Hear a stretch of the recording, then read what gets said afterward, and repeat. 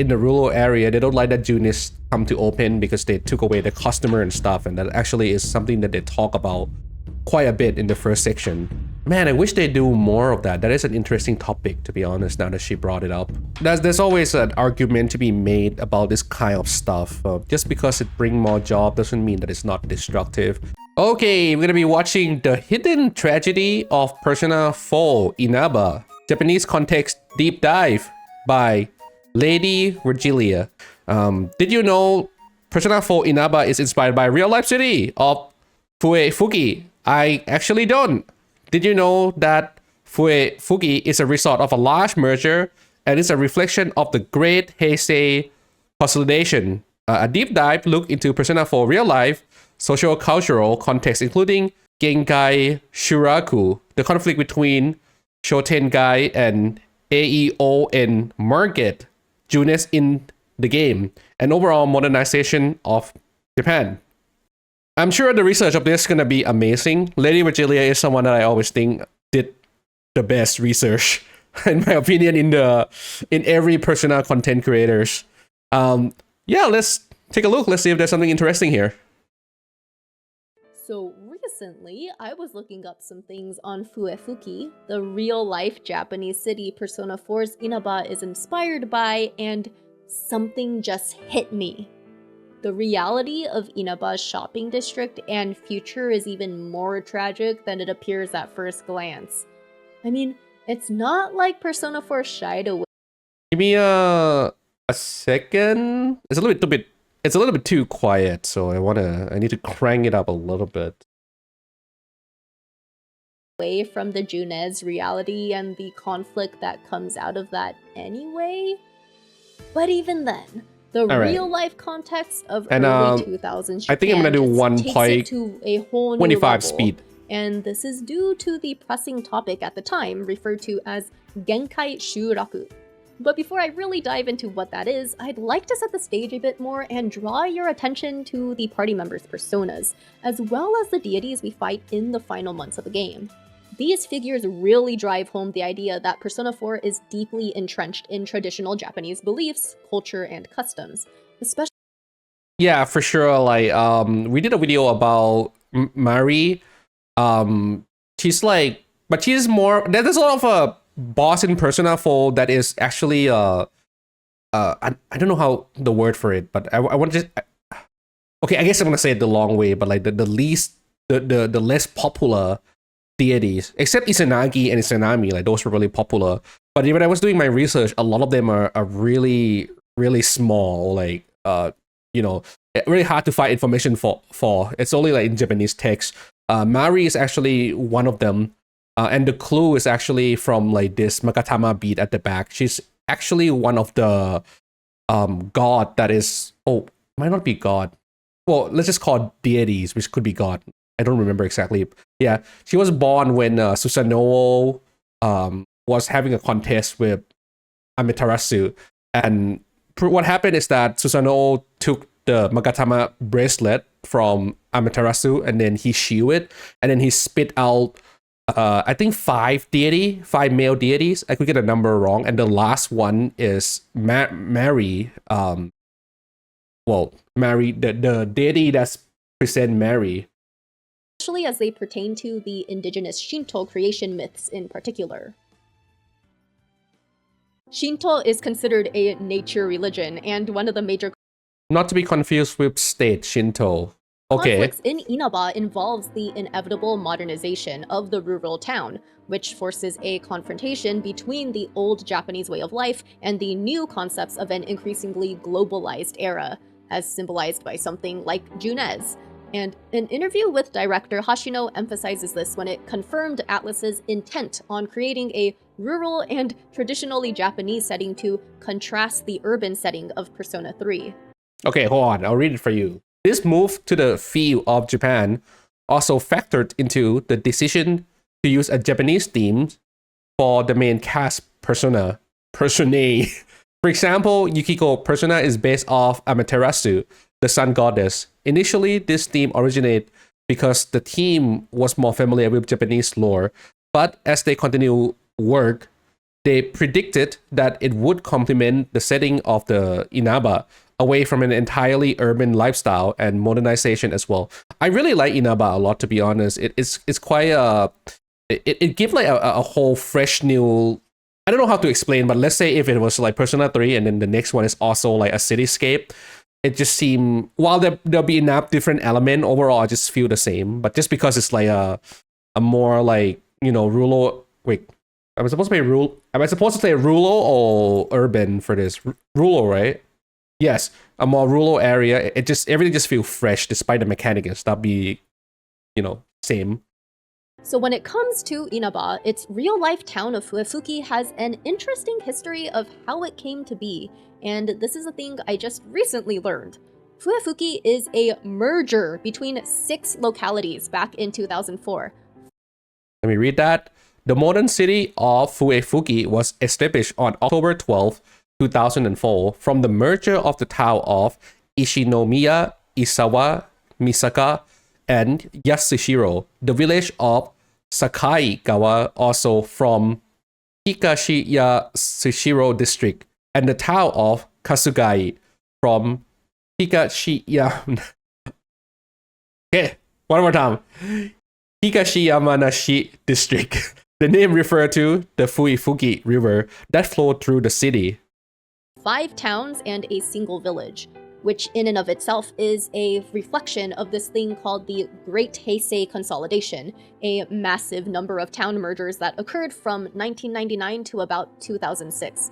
Not sure if she's gonna talk about this, but the only thing that I know that related to this is Teddy Evolved Persona is actually a bear god from an Aboriginal group of people in Japan, and they did the Japanese government at that time also did kind of try to merge them into the society, so they sort of kind of ban their way of living, but their way of living is arguable kind of fuck up anyway. There's like this ritual thing that they do where they take a bear and then, you know, they take care of it for not any bear, take a bear cub and then take care of it for a year, like very nice, right? And then they will kill it because they think that like you take care of the bear and then you got to kill the bear, so then the bear spirit will go back up into like the realm of the god to say that like, oh, these people are cool, man, they take care of me. Yeah, but I think that Aboriginal group is gone now. I think it's pretty much merged into the Japanese society. I'm not sure if this is going to be part of it, but or something similar. Let's keep watching. But before we really dive into the details of it, first there's some other context to cover on why these mergers were necessary in the first place. Genkai Shuraku was a major topic of discussion during the turn of the century in Japan. Shuraku means village, and Genkai generally means marginal or limit, so all of these characters together can be understood as limit of the village. This described the rural areas in Japan that were facing a demographic crisis where over 50% of the town was 65 or older. Okay, to be fair, as of 2020, Fuefuki's 65 plus population is a little above 30%. Let's take a look at this real fast. Wow, so they have a lot of old people. So there's more older people than younger people. I mean, this is the case. I guess this is the case not just for this place, but overall in Japan, because they have really good health system. Which makes me curious about what all the different towns' populations were like individually before everybody merged, but unfortunately I haven't been able to find that information. Anyway, there are many accumulating factors over the decades prior that contribute to the reality of Genkai Shuraku. But for brevity's sake, a major one of the late 90s/early 2000s was the continuing struggle of the Japanese economy since the initial asset bubble pop about a decade prior. It's what led to what was once called the Lost Decade, though as of now in the 2020s, it's become more like the Lost Decades, plural, though that's beside the point. Anyway, it's something you've probably heard me talk about before if you're familiar with my other Persona sociocultural analyses series. The Asian financial... I actually haven't seen a lot of her stuff. Like I said before, where I actually think I have a lot of respect for her research. I think it's one of the best, if not the best, in every Persona content creator. But her speaking speed is kind of too slow for my liking. There's nothing wrong with that, by the way. Some people probably said they don't know what the fuck I'm saying, with my accent, and I speak kind of fast. So I'm like the opposite, kind of. But that said, that's why I'm listening to it in 1.25, and so I'm trying to consume more of her stuff. And yeah, a lot of good video coming from her, definitely.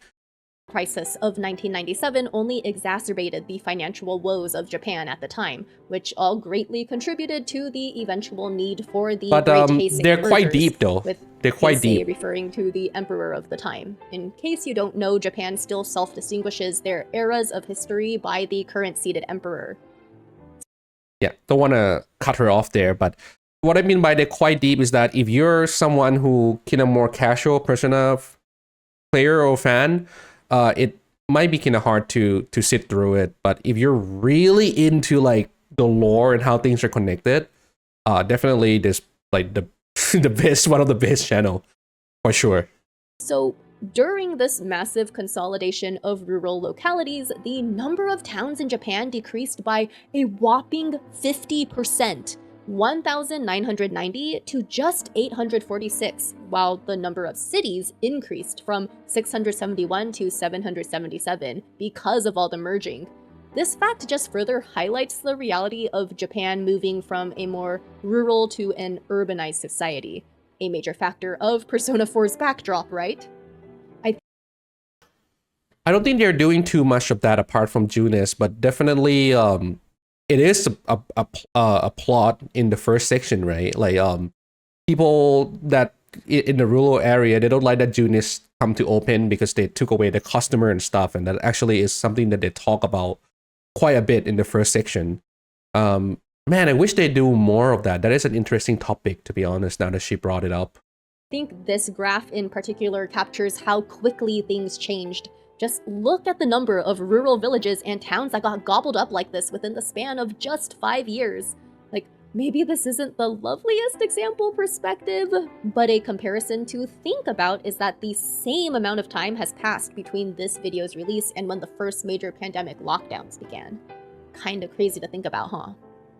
But yeah, anyways, since a lot of these towns became largely I always love the that's anyways. a clear problem when the economy is tough and people don't have money to engage in leisure activities.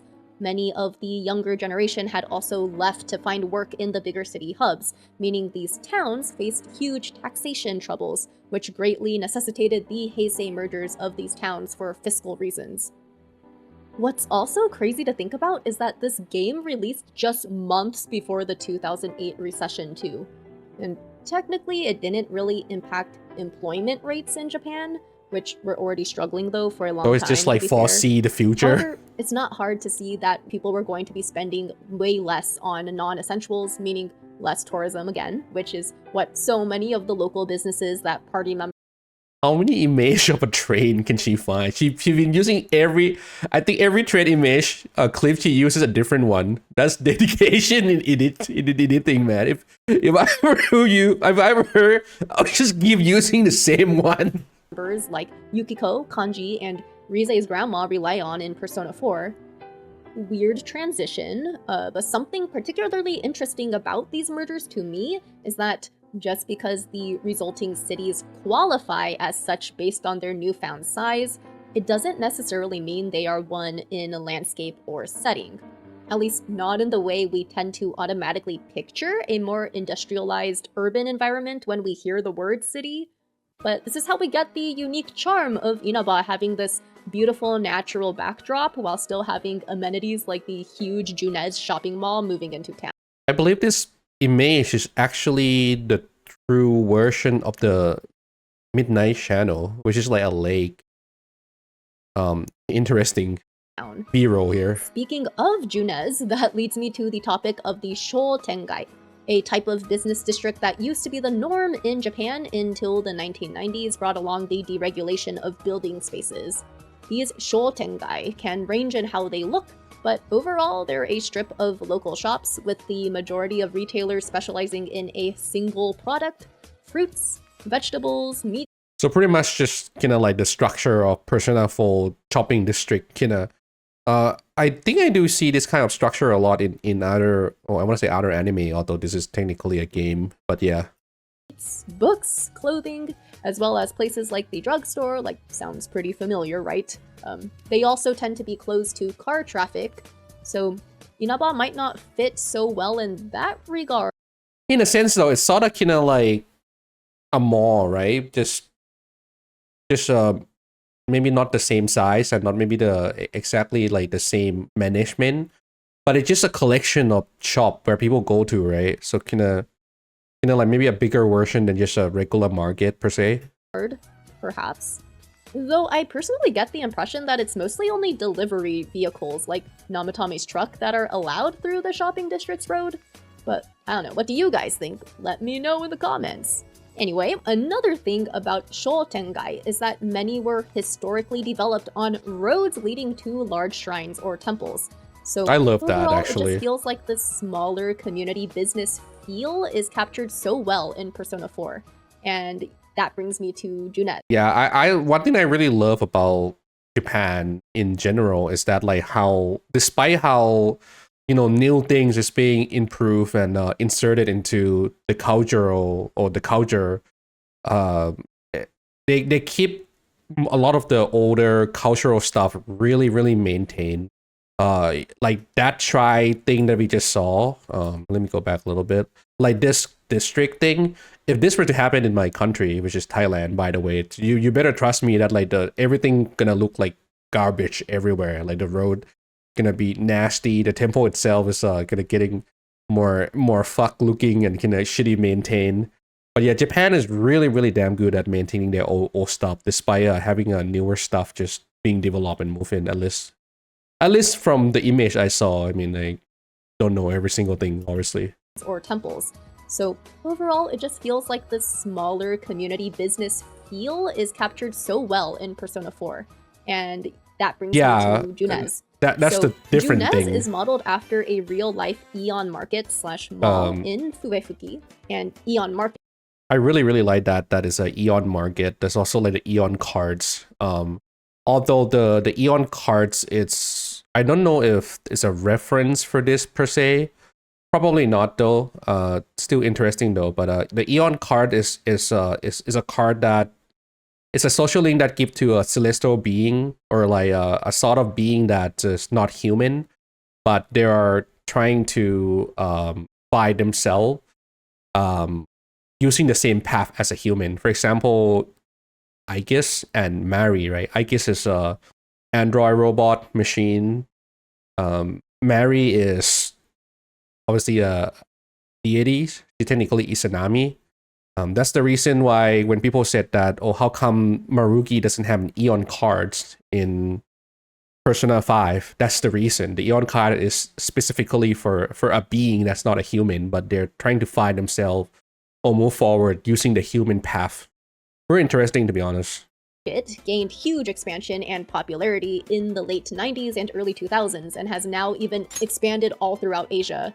It does tend to bring in more jobs than it shutters, allegedly, in many of these rural areas, and it also serves as a vital community center for all ages, families, and so on. There's always an argument to be made about this kind of stuff. Just because it brings more job doesn't mean that it's not destructive, but it also doesn't mean that it is destructive either. It's all depends. For example, if it bring more job, but the new job that it created it's not the same or similar enough with the old job that it removed, that means that those people that lost their job cannot transfer to the new job. Although when it's come to this kind of stuff, it's extremely difficult to argue in terms of morality, because just because a new technology or a new establishment get rid of job, is it actually immoral? And I'm not saying that it is or it's not, to be honest. I'm saying it's very difficult to actually like navigate. But if you like 100% is immoral to destroy job, then technically you're gonna have a lot of problem maintaining that morality. For example, just for saying some stupid stuff, like maybe the invention of calculators probably destroy the I don't know, number of accountant getting job to a certain degree. So like what, we're not going to use calculators. The invention of internet is probably make, you know, less people going to the library. So that's probably be less job related to library as well. So what, we're not going to use internet. It's a really complicated morality things, to be honest, but interesting to talk about nonetheless. It's described as convenient because you can do all-in-one shopping, grab food, and meet up with friends all in an air-conditioned and or heated space. Something increasingly important as the climate continues to become more extreme due to climate change. And of course, the affordability in difficult economic times is appreciated as well. Adachi, with his added context from P4 Golden, is a pretty clear example of how people rely on affordable prices for groceries. I mean, pretty much all of us can relate to this with all the price gouging these past couple years, right? However, not too much in my country. Impression that I'm a pure Junez/big box store apologist, let me state very clearly that this convenience does come at the expense of the mom and pop stores.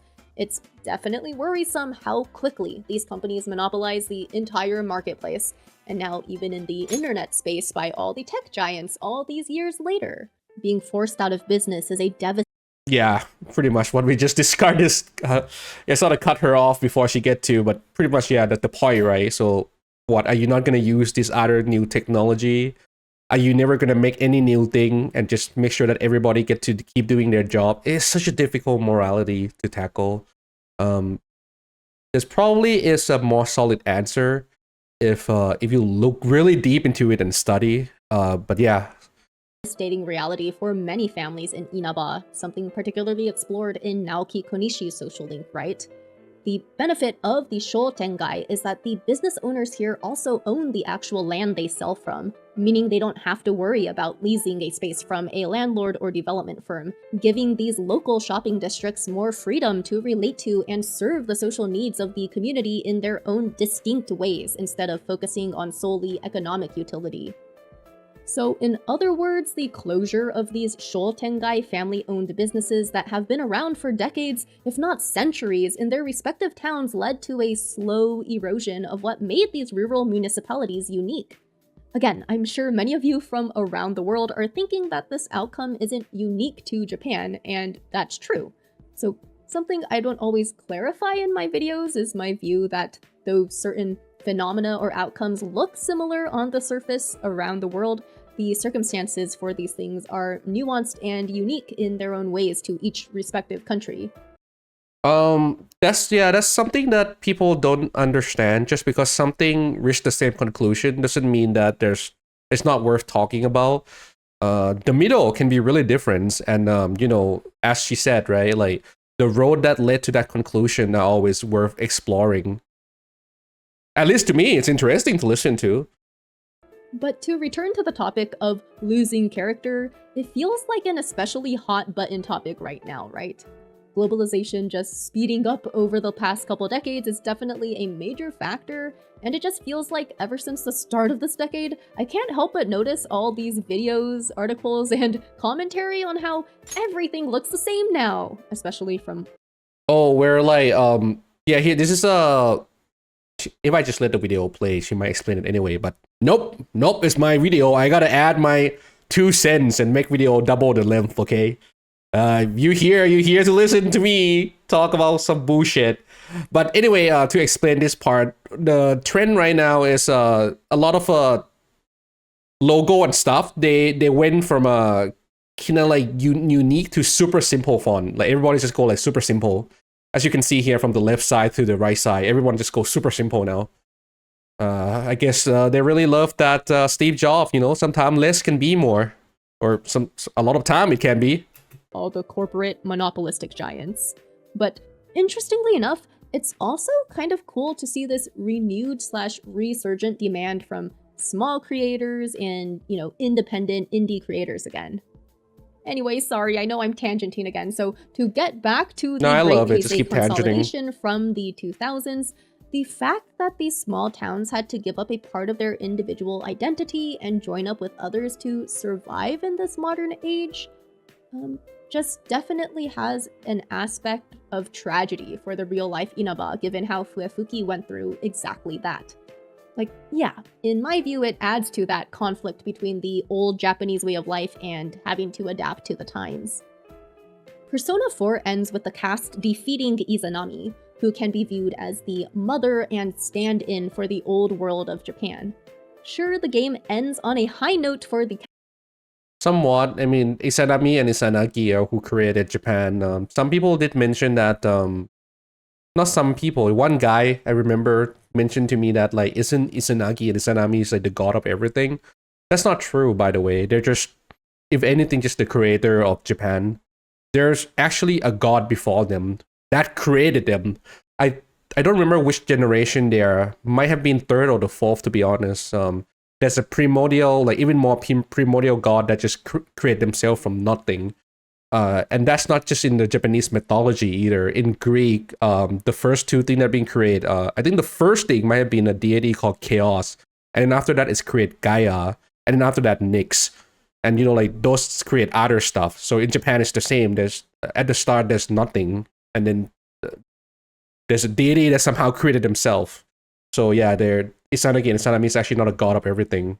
Not in a way that, everything, super everything. Cast and the townspeople, but at the same time, it doesn't eliminate the struggle that a family like the Konishis will have trying to keep their business afloat, when it's become so much easier for the townspeople to just go to Junes, especially if there's less and less reason to go to the shopping district as shops close one by one. Through this lens, Yomotsu Hirasaka feels like an even more fitting final dungeon than it already is, with the super old Shinto shrines. Again, via this lens, I think the fog can be additionally interpreted as the town's denial to the changes Japan has seen in such rapid succession since the 90s. The main theme of Persona 4, it's facing the truth, right?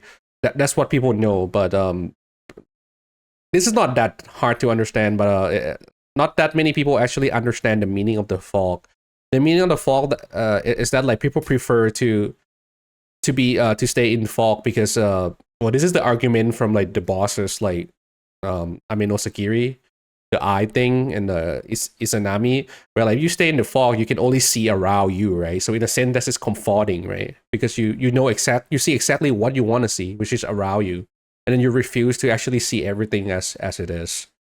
So the ultimate goal of those deity is to keep people in the fogs, and then people can just wander in the fog, I guess, and not seeing anything except whatever they wanted to see, which is around them.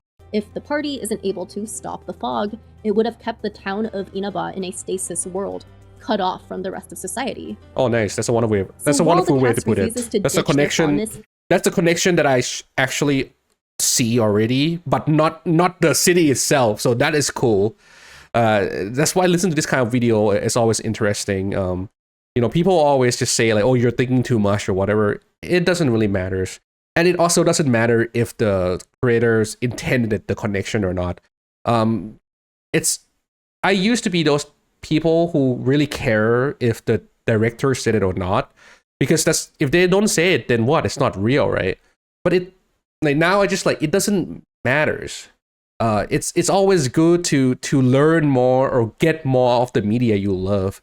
And if it's unintentional, then what? The connection is true, just not intentional, right? So I already understand where, like, oh, the people wanted to stay in the fog, right? But now she's listening to her. Now, it's true.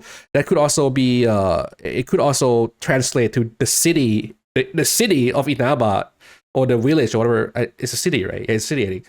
It wanted to stay in the fog, and it just separated itself from the modernization in the world. To be honest, that was really good. Although I feel like that punchline was so good. I don't know if she's just making this entire video just to come to this punchline, but it was worth listening to. That was fun.